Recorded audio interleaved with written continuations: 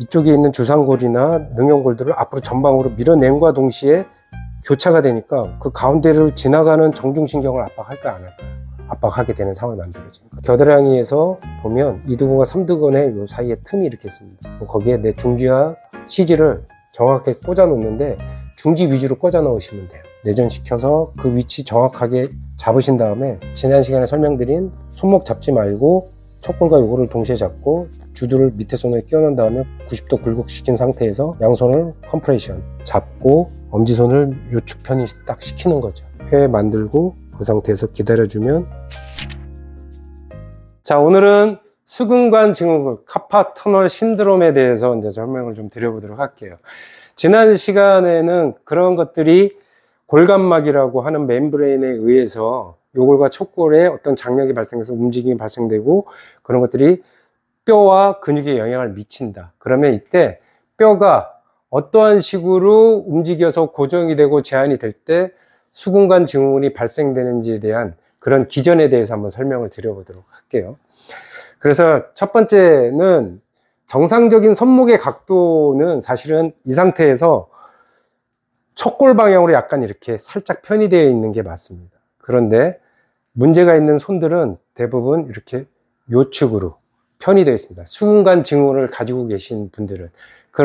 자, 지난 시간에도 설명드렸다시피 요축으로 편의가 되려면 엄지손가락이 요골 쪽으로 이렇게 밀려 들어오잖아요. 그러면 어떤 상태가 되냐면 손은 회내가 되는 상태가 되는 거예요. 네, 회내가. 자, 우리가 부정렬 증후군에 이거나 신체가 무너질 때 밑에 하지 쪽에서도 문제가 되는 건 회외가 많습니까? 회내가 많습니까? 회내가 많죠.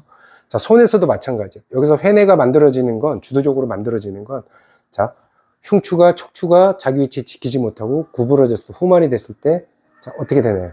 라운드 돼서 상완도 돌 수밖에 없죠. 그 상태에서 이렇게 되는 거예요. 그래서 우리가, 피시술자가 자연스럽게 서 있는 상태에서는 엄지손과 검지가 전방을 향해서 이렇게 바라보고 있어야 되는데, 의식하지 않은 상태에서 차렷하고 서 있는데 한쪽이 더 이렇게 돌아가 있다라고 하는 쪽이 문제가 될 수 있는 확률이 굉장히 많은 거죠. 어쨌든 척축으로 약간 이렇게 편의가 되어 있는, 자연스럽게 약간 손목이 떨어져 있는 게 자연스럽고 건강한 상태이다 라고 보시면 될 것 같습니다. 자, 그런 영향을 주는 거 지난 시간에도 설명드렸다시피 골감막에 의한 장력에 의한 뼈의 이동이라고 보시면 될 것 같아요. 그래서 이쪽에 근위부, 중간에 두 가지의 부위, 그 다음에 원위부, 이렇게 네 가지의 부위로 정확하게 결을 달리해서 골감막이 위치하고 있다라고 설명을 드렸었고, 그래서 위에 지그재그로 나선형으로 이 막의 방향이 설정되어 있는 건 회전 운동을 만들어내기 위해서다. 이런 것들 때문에 우리 손이 회외와 회내를 번갈아 가면서 뼈가 이동하면서 우리가 손을 쓸 수가 있는 거다 라고 보시면 될 것 같습니다. 이때 회내가 될 때 이 상태에서 회내가 되기 시작하면, 자, 이쪽에는 요골이 어디로 와야 될까요? 전방으로 나와야겠죠. 전방으로 나오면서 옆으로 새끼손가락 쪽으로 이렇게 이동을 하면서 이렇게 비틀리는 거거든요. 자, 그때 요골의, 자, 디지털 부위는 전방으로 나오죠. 전방으로 나오면서 이렇게. 자, 그러면 프록시멀 근위부는 어떻게 될까요? 후방으로 나오는 거예요. 이렇게 기울어야 되는 거예요. 이렇게. 여긴 전방으로 나오고 여긴 후방으로 나올 때 어떻게 된다? 회내가 된다. 자, 그럼 척골은 회내가 될 때 얘는 후방으로 나가고 얘는 전방으로 올라오겠죠. 근위부는. 이런 식으로 서로 엇갈리면서 이렇게 회내 동작이 만들어질 때, 자, 여기에서 얘가 전방으로 나오니까 거기 얹혀져 있는 대능형골이라든가 주상골 같은 경우가 전방으로 빠져나오게 됩니다. 빠져나오고, 자, 그 안에 정중신경이 이렇게 지나가죠. 전방으로 빠져나오면서 손목이 주상골과 대능형근이 전방으로 빠져나오면서 카팔 터널을, 지지대를 압박하는 상황이 만들어지게 됩니다. 무슨 얘기인지 아시겠죠? 그래서 지지대의 도매 형태가 무너져서 처지는 형태가 만들어져서 거기 밑을 지나가는 정중신경을 압박하는 상황이 만들어진다. 그러니까 결국엔 해외 상태보다는 어떤 상태에서? 회내 상태에서의 고정이 있을 때 수강근 증후군이나 팔꿈치에 관련된 여러 가지 증후군들이 나타날 수 있다라고 좀 이해를 해주시면 좋을 것 같아요. 무조건 그런 거 아니에요. 일반적인 패턴이 그렇다라는 것이지. 그래서 여기에서 그 영향을 받는 근육 같은 경우 요측 수근, 굴근, 내측 상과와 연결되어 있는 굴근들이나 장장근 또는 회내근 같은 것들이 영향을 받게 됩니다. 그리고 이런 부분들을 이제 어차피 카팔 터널 신드롬을 정중신경과 연관지어서 되게 많이 이야기를 하잖아요. 그 지지대 안에서 정중신경이 압박받는다라는 상황으로 설명을 하고 있으니까. 그래서 이 정중신경이 어디서부터 내려오나 봤더니 경추의 상완 신경총에서부터 이어져 내려오는 거다라고 보시면 될 것 같아요. 레터럴과 미디안 두 개가 내려오게 됩니다. 내려와서 하나로 만나는 게 이제 정중신경이 되는 거예요. 상완신경총에 위에서부터 레터럴 미디안이 내려와서 하나의 미디안 널브를 형성하는 겁니다. 이렇게. 그래서 이 정중신경이 어디로 지나오냐면 이두근과 이두근과 삼두근 사이에 중간에 경막이 이렇게 있습니다. 근간 경막이 근간막 사이로 주행을 하게 됩니다. 이두근과 삼두근 사이에. 그래서 그 경로를 따라서 어디로 가느냐? 안쪽으로, 척골 쪽으로 들어와서 내측 상과 쪽으로 들어와서 손바닥 쪽으로 빠져나가게 되는 겁니다. 손바닥 쪽으로 빠져나갈 때 4개의 손가락, 모든 손가락에 저림이 만들어지긴 하는데 주로 정중신경은 엄지 그리고 시지까지 손바닥 안에서의 어떤 저림, 그리고 손가락 끝만 저리는 경우가 있고 손바닥 자체까지 다 저리는 경우가 있는데 정중신경 수근관 증후군 카팔 터널 신드롬의 특징은 손바닥 전체라고 보시면 돼요. 그리고 손등 쪽으로도 시지와 약지 쪽으로 해서 저림, 그러니까 약간 외측으로의 저림을 동시에 같이 만들어내는 경우가 카팔 터널 신드롬의 어떤 특징이라고 보시면 될 것 같습니다. 그래서 지금 손을 보면 이분은 이 손은 류마티스가 있는 손이기는 해요. 하지만 류마티스가 됐던 정중신경의 압박을 받아서 수근관 증후군 있는 사람들의 특징은 이런 식으로 지금 어디 쪽으로 편의가 되어 있나요? 손목이 요축으로 편의가 되어 있죠. 그 다음에 정중신경이나 신경의 어떠한 자극에 의해서 이런 식으로 근육들이 위축되는 상황. 그래서 이쪽 특히 엄지 쪽에 근육이 도톰하지 않고 바짝 말라 있으신 분들은 이미 손저림이나 이런 것들이 발생하고 있을 확률이 굉장히 많다. 손의 불편함이. 이렇게 좀 이해를 하시면 될 것 같습니다. 그래서 이런 부분들을 우리가 표면 전방 상지선, 근막경선 해부학에 표면 전방 상지선을 살펴봤더니 그 라인과 아까 신경이 내려오는 라인과 일치하더라 라는 거죠. 그래서 표면 전방 상지선은 앞쪽에 쇄골부터 시작해서 대흉근 다 싸가지고 아까 말씀드린 안쪽에 삼두근과 이두근의 중간 경막을 통해서 내려와서 안쪽 내측 상과에 붙어서 손바닥까지 다 내려가는 경로가 표면 전방 상지선에 해당이 된다라고 보시면 될 것 같습니다. 그래서 이 라인을 따라서 이렇게. 그래서 결국엔 근막경선 해부학에서 얘기하고는 표면 전방 상지선은 단순히 얘만 딱 떨어놓고 보는 게 아니라 뒤쪽에 있는 심부와 후면에 관련된 부분들, 표면에 관련된 부분과 어차피 만나기 때문에 이런 부분들의 연결성을 여러분들이 책을 한번 살펴보신다면 뒤에 척추와 견갑대와 연관이 어떻게 되어 있는지 확실하게 아실 수가 있을 거예요. 그래서 그 부분은 여러분들이 근막경선 해부학 책을 통해서 한번 오늘 설명을 참고로 해서 한번 살펴보시면 좋을 것 같고, 결국엔 테니스 엘보, 골프 엘보나 수근관 증후군을 해결하기 위해서 그 해당 부위만 보는 것이 아니라 이런 연결선상에서 어디까지 앞쪽 늑골, 뒤쪽 늑골, 척추와 연결된 부위, 경추와 연결된 부위까지도 고려해서 그 연결선상에서 우리가 무언가를 해줘야 된다.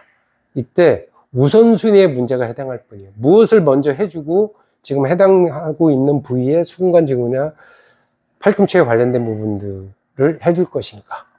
앞에 얘를 그렇게 만드는 원인이 되는 것들을 우선 먼저 해결해 주고 얘들을 해줬을 때 조금 더 여러분들이 효과적으로 시간을 절약하면서 결과들을 낼 수 있지 않을까 이렇게 생각합니다. 그래서 일단 설명은 여기까지 드리고 배드에 가서 지난 시간까지 설명드렸던 팔꿈치, 수근관 증후군에 관련된 부분들, 그 다음에 이쪽에서 아까 중간 경막 있죠?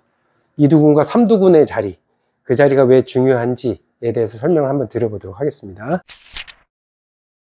이제 실기적으로 한번 설명을 드려보도록 할게요.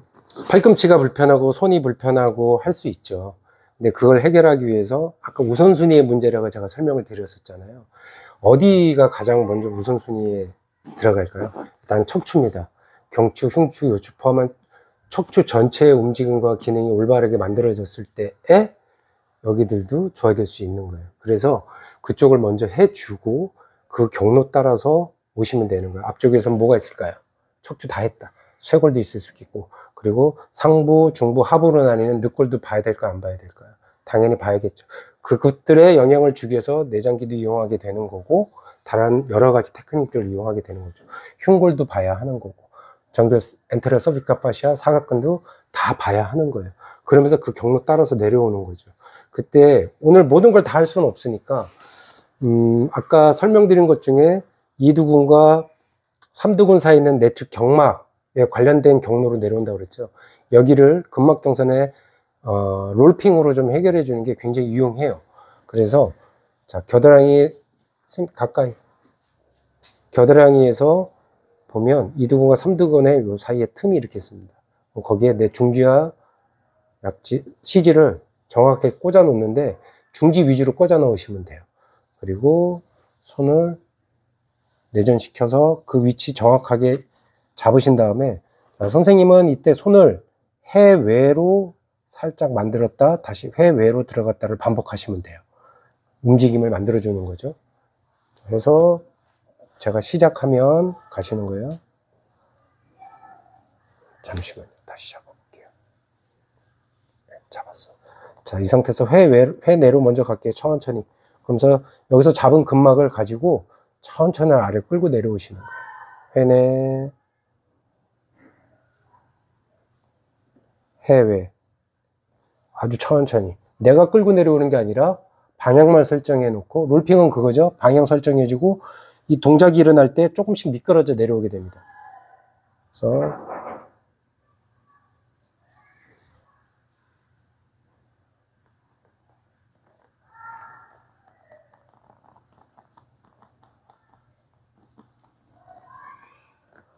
천천히 움직이세요.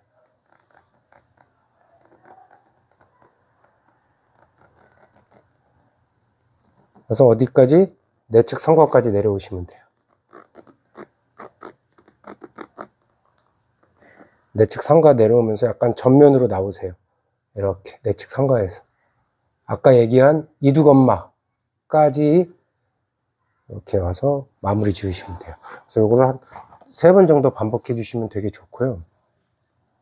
그 다음에 여기 이두근도 사실 보고 근육도 보는 건데, 우리가 근육 보는 거는 근육은 그렇게 보이는 거니까 맨 나중에 보면 돼요. 그보다 더 중요한 것들 하면 되고요. 그리고 지난 시간에 설명드린 주두 이용해서 회내 상태로 만들어서 하는 것들 제가 설명을 드렸었죠. 회내로 왜 만든다고 그랬죠? 그 골감막이 회외 상태에서는 긴장이고 회내 상태에서는 긴장이 이완되는 상태이기 때문에 회내 동작을 좀 더 많이 만들어주는 거예요.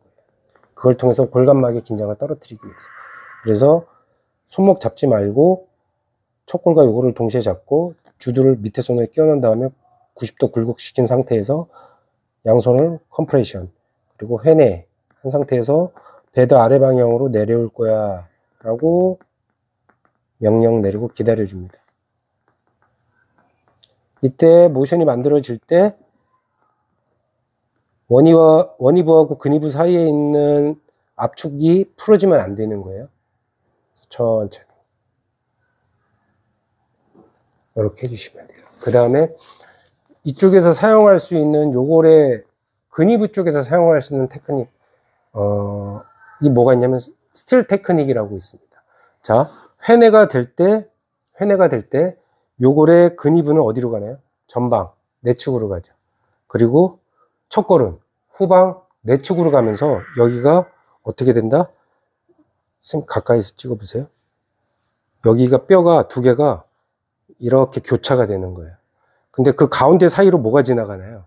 정중신경이 지나가죠. 그러니까 회내가 될 때 이 두 뼈가 나란히 있던 뼈가 교차가 이렇게 되면서 이쪽에 있는 주상골이나 능형골들을 앞으로 전방으로 밀어냄과 동시에 교차가 되니까 그 가운데를 지나가는 정중신경을 압박할까 안 할까요? 압박하게 되는 상황이 만들어집니다. 그래서 손이 이렇게 회내가 돼서 요축 편의가 되어 있는 상태에서 정중신경은 가장 압박을 크게 받습니다. 그래서 이런 부분들을 요골의 근위부에서도 좀 이 해결을 할 수가 있겠죠. 자, 회내가 될 때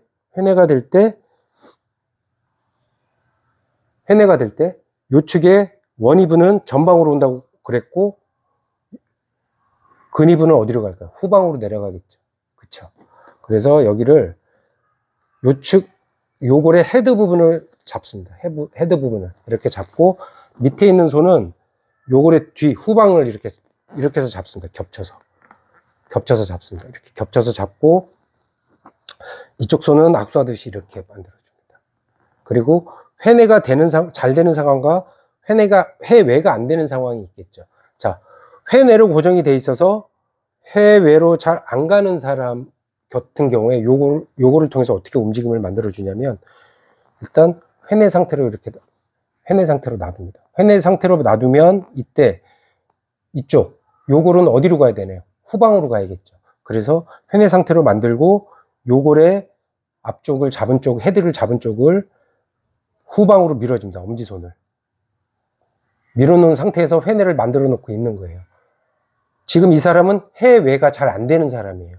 그 다음에 이 상태에서 기다려줘요. 그리고 엄지손으로 후방으로 누르고 있는 요골 근위부의 헤드 쪽에서 어떤 긴장감이나 이런 것들이 톤이 떨어질 때까지 기다려 주시는 거예요. 그러면 지금 스르륵 하고 풀리거든요. 1차 지금 회내 상태에서 그런 이완이 느껴졌다면 다음 동작 회외로 만들어 주시는 거예요. 회외로 자연스럽게 만들어 주면서 이때 회외가 되면 요골의 근위부는 어디로 와야 되나요? 전방으로 나와야 되거든요. 그러니까 밑에 있는 지금 집게 손가락 지금 뒤에 있는 부분을 어떻게 할까요? 여기는 힘을 빼고 전방으로 밀어 주시는 거예요. 전방으로 위로 들어주는 거예요. 이렇게. 그리고 여기에 긴장감이 해소될 때까지 기다려 주시면 돼요. 그러면 이렇게 모션이 만들어지거든요. 그럼 손 떼고 나오시면 돼요. 자, 반대로 회내가 잘 안 되시는 분이 있겠죠. 회외 상태로 고정이 돼서. 그 부분은 어떻게 해결하면 될까요? 반대로 하면 되죠. 자, 그래서 회외 상태에서 만들고 똑같이 요거를 앞에 엄지손은 요거를 헤드 전방 부분을 잡고 뒤는 후방 부분을 겹쳐서 이렇게 잡습니다. 밑에 손으로. 자, 회외 상태에서는 자, 밑에 있는 부분을 전방으로 밀어내면서 회외를 유지하고 지금 밑에 근위부 쪽에 전상방으로 밀어내고 있는 이 손의 긴장감이 떨어질 때까지 기다려 주시는 거예요. 회외 상태를 유지하고 그 다음에 해결이 되면 회내 상태로 만들면서 지금 엄지손 전방에 있는 요골의 헤드 부분을 어디로? 후방으로 밀어주는 겁니다. 이렇게 사용하셔도 돼요. 자, 이게 아까 쓴 라스 테크닉 이것과 같은 테크닉은 다르지만 우리가 얻고자 하는 결과물은 같은 거예요. 내가 더 잘 쓸 수 있고 자신 있는 테크닉 골라서 사용하시면 되는 거예요. 아니면 두 개 다 사용하셔도 되는 거예요. 그리고 아까 설명드린 것처럼 회외가 잘 안 되시는 분들은 이렇게 잡아놓고 이렇게 잡는다고 그랬죠. 그래서 회내 상태에서 헤드를 후방으로 밀어내고 엄지손 쪽에 있는 헤드를 후방으로 밀어내고 기다려줍니다. 그래서 풀리면 회외로 간 상태에서 밑에 있는 검지와 중지의 손을 전방으로 밀어내면서 이쪽을 회 상태로 만들어 주시는 거예요. 그럼 여기서도 기다려주다 보면 어떻게 되느냐? 자동으로 또 회내로 이렇게 넘어가요. 그럼 회내로 넘어갈 때 어떻게 해요? 내 엄지손을 전방을 후방으로 밀어내면 되겠죠. 이렇게도 만들어져요. 네. 그래서 여기에서도 해결하고 여기에서도 해결하고 그 다음에 먼 쪽에서 손을 이용해서 잡고 엄지손을 요축편이 딱 시키는 거죠. 회내가 잘 일어나게끔. 그 다음에 회 만들고 그 상태에서 기다려주면 제가 엄지손을 요축으로 밀어놓고 있기 때문에 회내 방향의 힘이 계속 만들어지거든요. 그래서 저절로 이렇게 회내가 만들어집니다. 만들어지면서 펴집니다. 자, 해서 간단하게 팔꿈치하고 이쪽 손 쪽에서 사용해서 수강근 증후군이라든가 테니스 엘보, 골프 엘보를 수정할 수 있는 방법에 대해서 좀 설명을 드렸고, 이렇게 해 놓고 그 다음에 뭐예요? 붉은 쪽에서 롤핑을 사용한다든가, 이두근 쪽에서 롤핑을 사용한다든가, 삼두근 쪽에서 롤핑을 사용한다든가 사용하시면 되겠죠. 그래서 근육을 처음부터 보지 마시고 근육이 그렇게 영향을 줄 수 있는 골간막이라든가 인대들을 먼저 해결해 주고 그 다음에 활성화를 위해서 근육 쪽을 마무리로 해주시면 조금 더 좋은 효과를 내실 수가 있을 것 같습니다. 오늘은 여기까지.